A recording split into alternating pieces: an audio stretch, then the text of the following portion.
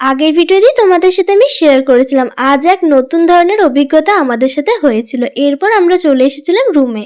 আমরা যেই হোটেলটাতে স্টে করেছিলাম সেই হোটেলটাও ছিল বেশ সুন্দর। রুম ট্যুরটা তো তোমাদের সাথে আগেই শেয়ার করে দিয়েছিলাম। আজকে একটু হোটেলের বাইরেটা দেখাই।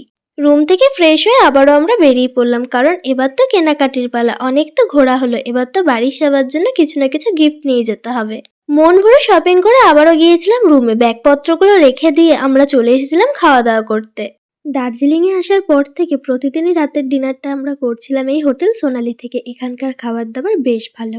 আজকেই দার্জিলিংয়ে আমাদের শেষ সন্ধে। কালকে থেকে শুরু হচ্ছে দার্জিলিং মেলোডি ফেস্ট 2025, তারই প্রস্তুতি চলছে।